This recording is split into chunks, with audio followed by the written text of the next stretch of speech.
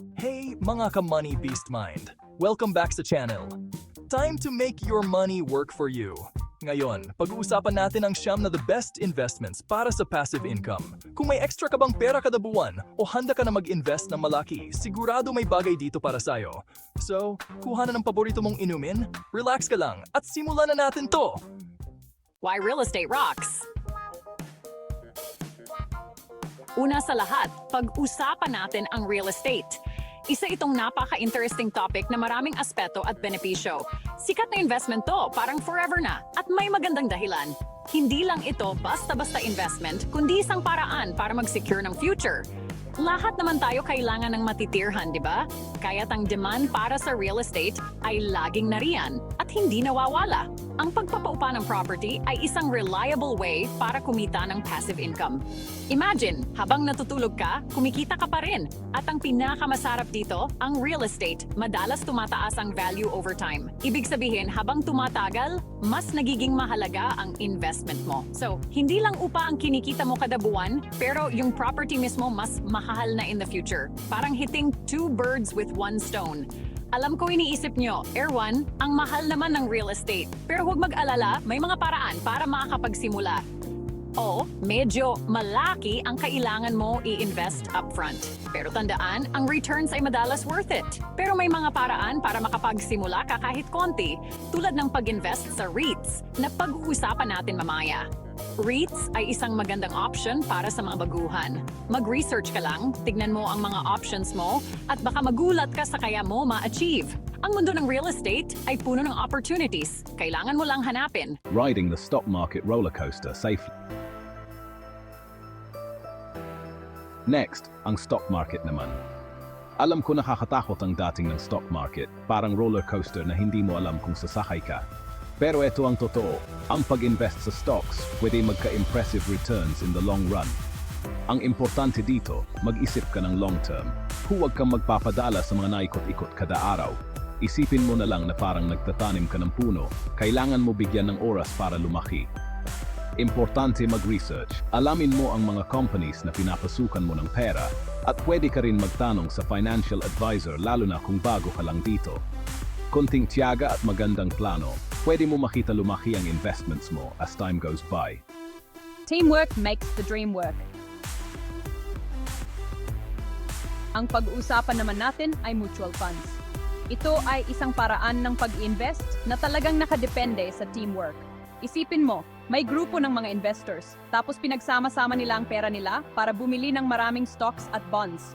Sa ganitong paraan, mas malaki ang pondo at mas maraming investment opportunities ang pwedeng pasukin. Yun ang mutual fund in a nutshell. Simple lang pero napaka-epektibo. Parang teamwork sa mundo ng investing. Lahat ay nagtutulungan para sa isang layunin. Lahat nagko-contribute at lahat naghahati sa kita o lugi. Kaya naman, ang risk ay hindi lang sa isang tao kundi sa buong grupo. Ang maganda sa mutual funds, instant diversification agad. Ibig sabihin, hindi ka lang nakadepende sa isang investment. Imbis na ilagay mo lahat ng itlog mo sa isang basket, mas pinagkakalat mo ang investments mo sa iba't ibang assets. Mas safe at mas balanced. Ang mutual funds ay magandang option para sa mga investors na gusto ng mas hands-off approach. Hindi mo na kailangan bantayan araw-araw. Parang ipinagkakatiwala mo na ang pera mo sa mga professional fund managers na sila na bahala mag-decide ng investments. Sila ang eksperto, kaya mas kampante ka. Kaya kung gusto mo ng mas maayos at mas pinadaling paraan ng pag-invest, mutual funds ang sagot. Teamwork talaga ang susi sa tagumpay dito. The reliable friend of the investment world. Minsan sa buhay, gusto mo lang na maasahan yung alam mong hindi ka bibiguin. Sa mundo ng investment, ang bond ang the best example nito. Ang bonds ay mas safe na investment kumpara sa stocks at maganda itong idagdag sa kahit anong diversified portfolio. Parang nagpapautang ka ng pera sa gobyerno o kaya sa isang kumpanya at bilang kapalit, nangangako sila na babayaran kanila ng principal amount plus regular interest payments. Hindi man kasing laki ng potential returns ng bonds kumpara sa stocks, pero mas stable ito na nakakapagbigay ng peace of mind, lalo na kung ayaw mo masyado sa risk. At saka, yung regular interest payments, pwede na rin na additional income. Be the bank. Gusto mo ba maging bank? Sa peer-to-peer lending, parang ganun na nga. Parang nagma-matchmaker ka, pero pera ang pinagma-match. Basically, nagpapautang ka ng pera sa mga tao o negosyo gamit ang online platforms, kaya hindi mo na kailangan dumaan sa mga traditional banks. Panalo pareho, yung nangungutang, may access sa loan at ikaw naman na nagpautang, mas malaki ang potential returns kumpara sa traditional savings account. Siyempre, tulad ng ibang investment, may risks din to. Importante na mag-research ka muna tungkol sa borrowers at platforms, katulad ng ginagawa mo sa ibang investment. Pero kung kaya mo ang risk at gusto mo subukan ang ibang investment options, pwede mong subukan ang peer-to-peer lending. Level up your savings game. Okay, pag-usapan naman natin ang mas, shall we say, chill na approach sa passive income. Hindi ba't masarap isipin na kumikita ka habang nagpapahinga? Lahat naman tayo may savings account, diba? Pero, gaano nga ba ka-efficient ang savings account mo? Pero tanong lang, gaano nga ba kasipag magtrabaho ang savings account mo para sa'yo? Baka naman natutulog lang ang pera mo dyan. Ito na ang high-yield savings accounts.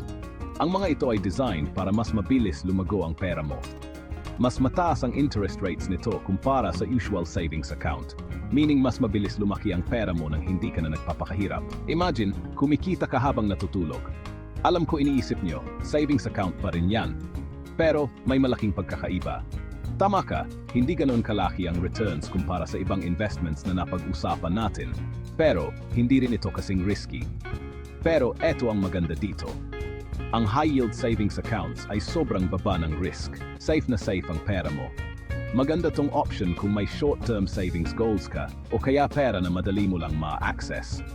Perfect ito para sa emergency fund o travel savings mo. Get paid just for owning stuff. Isipin mo, kumikita ka kahit nakaupo ka lang dahil may hawak kang parte ng isang kumpanya. Ang sarap pakinggan, di ba? Yan ang maganda sa dividend stocks. Ang mga stocks na ito, nagbibigay ng parte ng kita ng kumpanya sa mga shareholders, usually every quarter. Hindi lahat ng stocks nagbibigay ng dividends, pero karamihan ng malalaking companies na matagal na kumikita ay ginagawa to. Ang dividend stocks ay pwedeng maging magandang source ng passive income, lalo na kung i-reinvest mo yung dividends.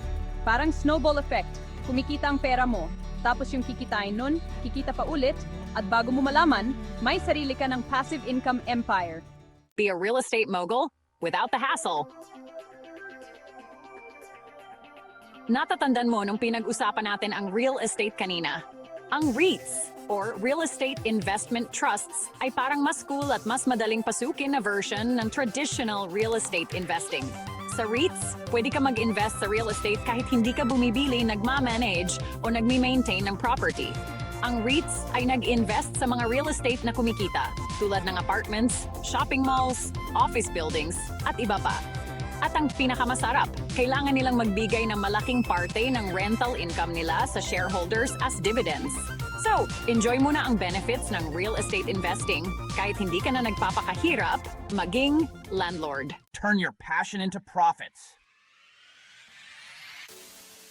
At syempre, hindi pwedeng mawala ang exciting world ng online businesses. Sa panahon ngayon, ang dami ng posibilidad para kumita gamit ang online businesses na pwede mo gawing passive income. Isa sa mga popular ay ang paggawa at pagbenta ng digital products tulad ng online courses, e-books o templates. Isa pang magandang option ay ang affiliate marketing. Dito, i-promote mo ang products o services ng ibang tao sa website mo o social media accounts mo at kumikita ka ng commission sa bawat benta na nagagawa mo. At kung ganado ka talaga, pwede ka rin magsimula ng sarili mong YouTube channel.